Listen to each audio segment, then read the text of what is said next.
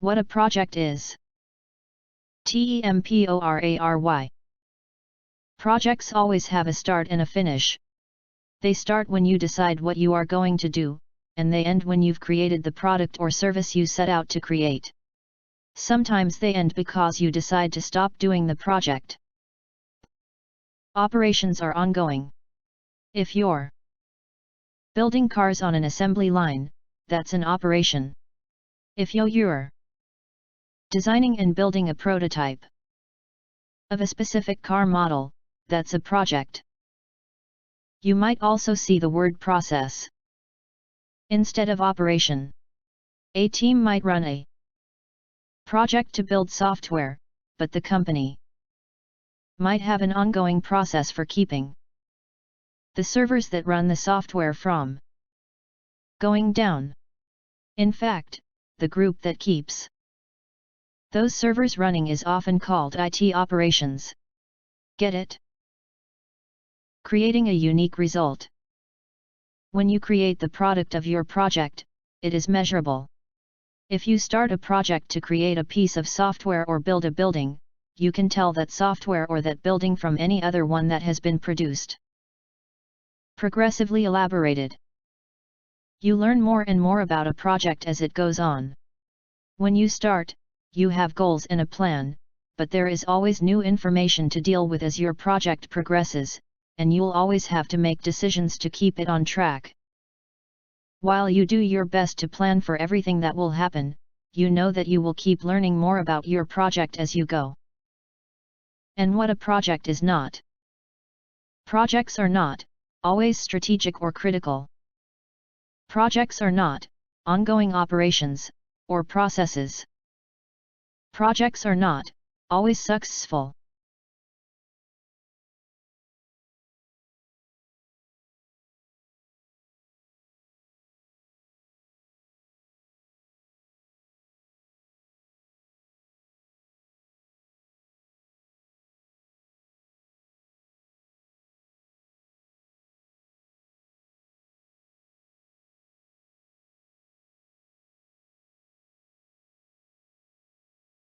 Knowledge, performance, and personal skills are the three areas that project managers focus on to get better at their jobs.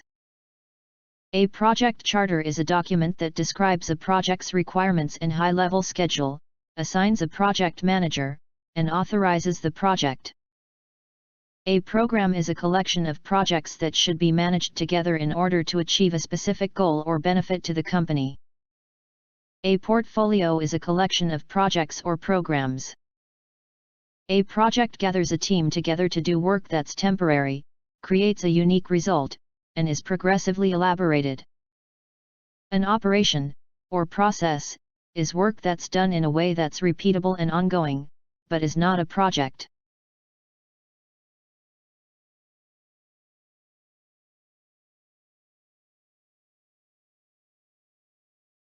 Answers on page 22.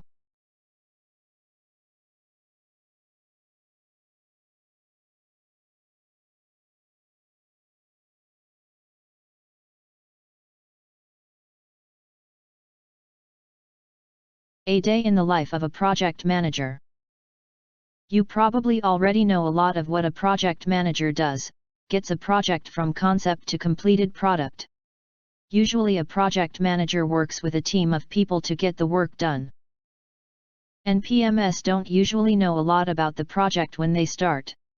When you think about it, you can categorize pretty much everything a project manager does every day into three categories. Gather product requirements. Being a project manager almost always means figuring out what you are going to build. It's one of the first things you do when you start to plan the project. But as you go, you are always learning more and more. Sometimes that can mean changes to your product, while other times it's just more detail on what you already knew. One of the most important stakeholders is the sponsor. That's the person who provides financial and political support for the project. Manage stakeholder expectations. There are a lot of people involved in making most projects happen: the team that actually does the work, the people who pay for it, everybody who will use the product when you're done, and everybody who might be impacted by the project along the way. Those people are called your stakeholders. And a big part of the PM's job is communicating with everybody and making sure their needs are met.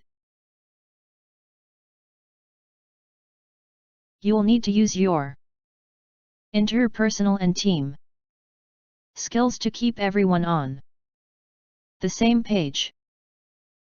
Deal with project constraints. Sometimes there will be constraints on the project that you'll need to deal with. You might start a project and be told that it can't cost more than, or it absolutely must be done by the trade show in May. Or you can do it only if you can get one specific programmer to do the work. Or there's a good chance that a competitor will beat you to it if you don't plan it well. It's constraints like these that make the job more challenging, but it's all in a day's work for a project manager.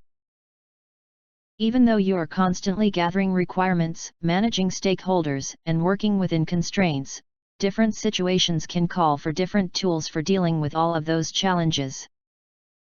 When you think about it, all of the tools and techniques that are discussed in the PMBOK Registered Trademark Guide are there to help you do those three things at different points in your project's life cycle. That's why the PMBOK Registered Trademark Guide divides up the work you do on a project into the 5 process groups. The groups help you organize all of the work you do as your project progresses and keep your role in the project straight.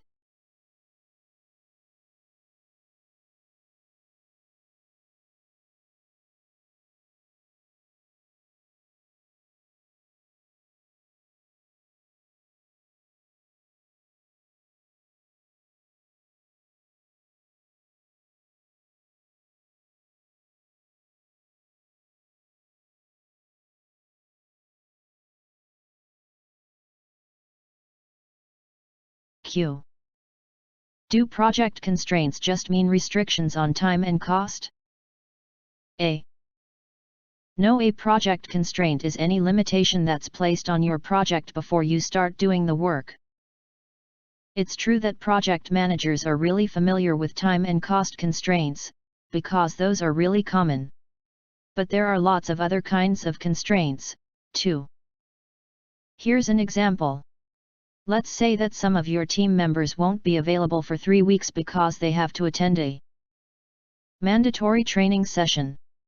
That's called a resource constraint, because some of your project resources, people you need, are restricted.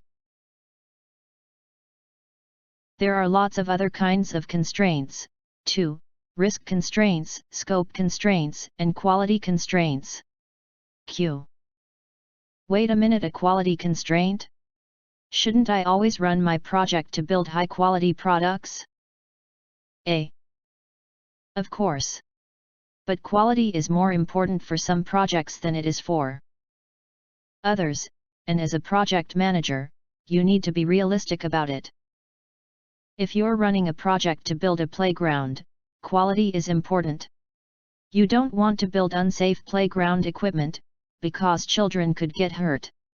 Does that mean that you spend the highest possible portion of your budget on quality? Take a minute and think about how you'd approach quality for that project, as compared to, say, a project to build a heart monitor for a medical device company. It's likely that quality is a much more important constraint for the heart monitor than it is for the playground.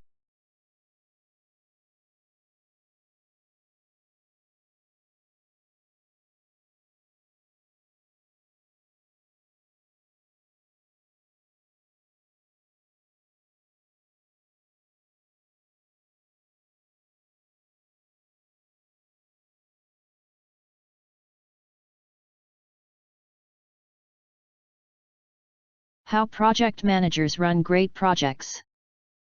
There are plenty of ways that you can run a project. People have been running projects for about as long as civilization has been around. But some project managers run their projects really effectively, while others consistently come in late, over budget, and with poor quality. So what makes the difference between a great project and one that faces challenges? That's exactly the question that the folks at the Project Management Institute asked when they started putting together their guide to the project management body of knowledge. They surveyed thousands of project managers and analyzed tens of thousands of successful and unsuccessful projects to come up with a structured way of thinking about how to effectively run a project. One goal of the PMBOK Registered Trademark Guide is to give you a repeatable way to run your projects. It does so by breaking the work down into 49 processes that describe different, specific kinds of work that project managers do. To help you understand how those processes fit together, they came up with 2 different ways to think about them. Each process falls into one of the 5 process groups, which tell you the sequence in which the processes are performed on a project. But the PMBOK Registered Trademark Guide is also a tool for organizing knowledge about project management, so each process also falls into one of 10 knowledge areas. The PMBOK Registered Trademark Guide is organized around these knowledge areas, and so is this book. The PMBOK Registered Trademark Guide describes 49 processes your project will go through from start to finish. It has 5 process groups that show you the order of the processes on a project and how they interact with one another. Areas.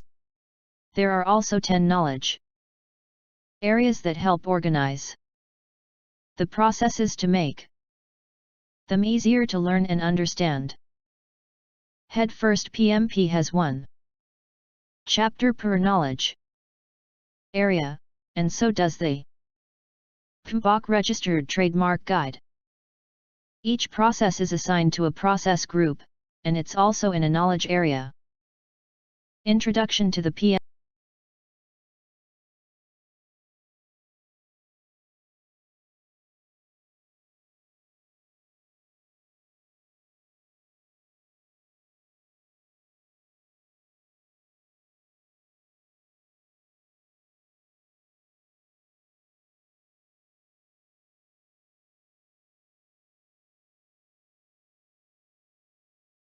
My PMO is so controlling.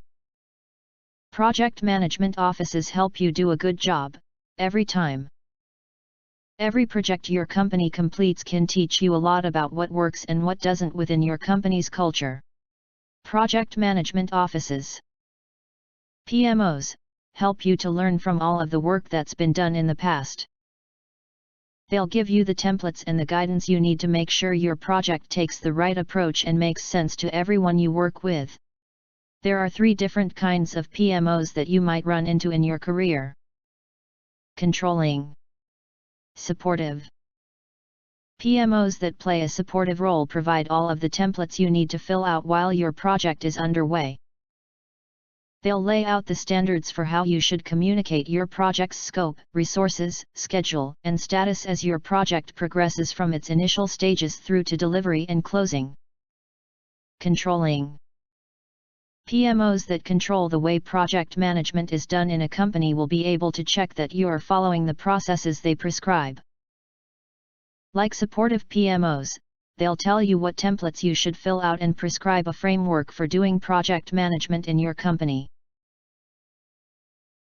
They'll also periodically review the work that you're doing on your project to make sure you are following their guidelines.